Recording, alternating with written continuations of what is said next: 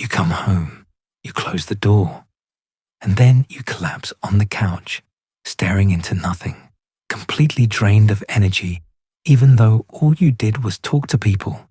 You didn't run, you didn't work, you just were there. And yet, something inside you was consumed, something invisible. What if I told you it's not in your head? What if I told you your brain is protecting you, silently, without you ever asking it to? Because what you're feeling, this fatigue with no name, this need to disappear after a simple conversation, is not weakness. It's a response, a very precise, very calculated response to something your nervous system has learned to recognize. And that something, we're going to talk about it today, all the way through, until the revelation that most people never see coming. But first, a question. Is it everyone who drains you? Or is it always the same people?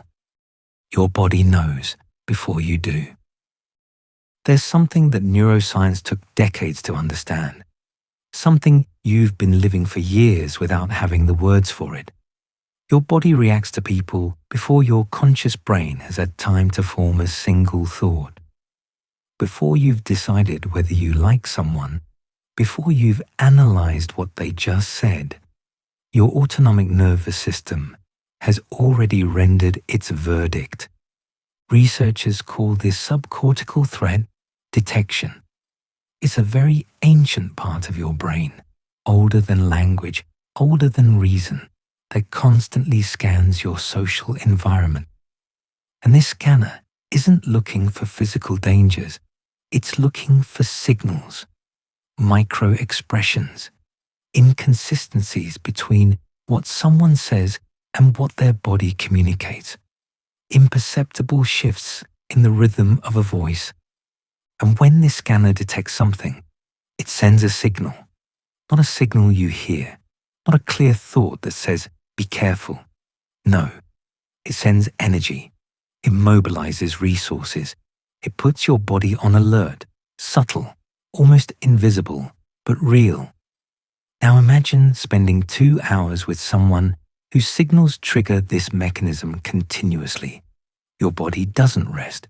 Your nervous system never lets go. It's working, constantly, analyzing, anticipating, preparing. And when you come home, you're exhausted. Not because the conversation was difficult, but because your body fought a battle you never even saw. This is what's really happening when certain people drain you. The trap no one explained to you. But why do certain people trigger this mechanism and not others? Why do you leave a meal with one friend feeling lighter than before, while a simple conversation with someone else leaves you flat for hours? The answer comes down to one word, and that word might unsettle you. Unpredictability. Your brain is a prediction machine. It doesn't seek happiness. It seeks consistency. It seeks to know what's coming next, so it's never caught off guard. And when a person is predictable, when they say what they mean, when their actions match their words, when their mood doesn't shift without reason, your brain can relax. It doesn't need to watch. It can just be there. But some people are unpredictable. Not always in dramatic ways. Sometimes it's subtle. It's the person who gives you a compliment, and you never know if it's sincere or manipulative. It's the person whose mood shifts without explanation, and you find yourself wondering what you did. It's the person who says one thing and does another, just often enough that you can never quite trust them. And faced with this unpredictability, your brain never rests. It watches, it calculates, it tries to find the pattern, the hidden logic, the warning sign. And this work, invisible, constant, exhausting, is what you feel as social fatigue. You're not tired of talking, you're tired of having to decode. what your past built. Now here's the part no one wants to look at directly, because it requires a kind of honesty with yourself that not everyone is ready for. Why do some people have this scanner so developed, so sensitive, so precise? Why do some of us feel drained by interactions that don't seem to affect others at all? The answer goes back further than you think. If you grew up in an environment where the atmosphere at home could shift in seconds, where an adult's mood could make an entire room unbearable, where you had to read expressions, silences, and tensions before even knowing whether you were allowed to speak, then your brain learned something very specific. It learned that people are variables, that you can never truly let your guard down, that constant vigilance is a matter of survival. This is not a flaw. It was an intelligent, necessary, vital adaptation. But the problem is that your brain doesn't know you're no longer in that environment.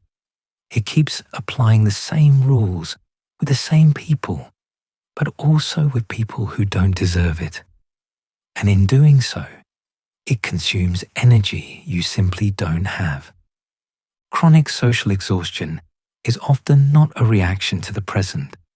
It's an automatic response to a past your body hasn't forgotten yet. The people who truly drain you. But now, let's be precise. Because there's a difference between being exhausted because of your history and being exhausted because of people who are genuinely toxic for you.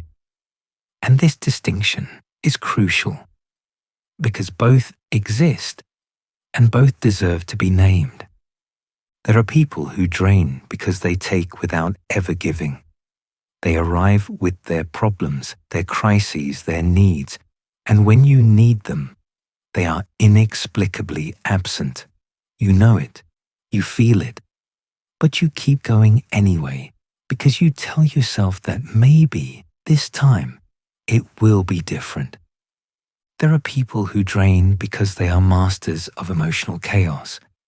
Everything around them is always complicated, always dramatic, always urgent, and somehow you find yourself at the center of their turmoil, trying to fix everything, being absorbed into an energy that was never yours to carry. And there are people who drain because they practice what psychologists call soft manipulation.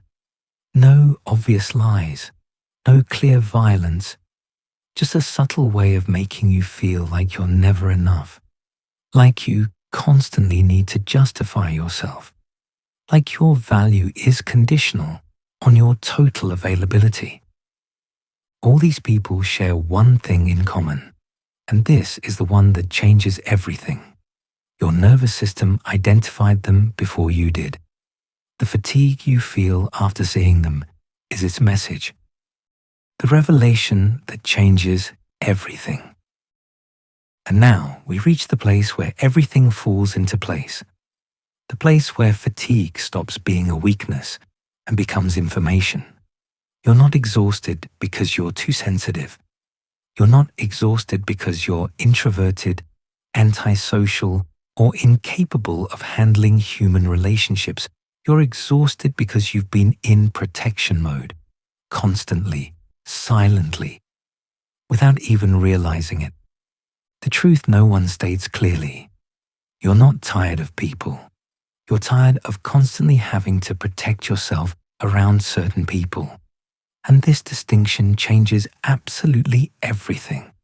Because if that's the problem, then the solution isn't to isolate yourself further. The solution isn't to become even more suspicious, even more closed, even more alone. The solution is to learn to distinguish the people around whom your nervous system relaxes from those around whom it contracts, those who give energy from those who take it, those who allow you to exist fully from those who require you to make yourself smaller. Harvard's 75-year study on happiness concluded one thing with absolute certainty It's not the number of relationships that determines your health and happiness. It's their quality. A few authentic people are worth 1,000 superficial connections. And your nervous system already knows this. It always has. So the next time you come home exhausted after seeing someone, don't ask yourself what's wrong with you. Ask yourself what that fatigue is trying to tell you, because your body has been speaking for a long time, sending you messages in the only language it knows. You just need to learn how to listen. Protect your energy.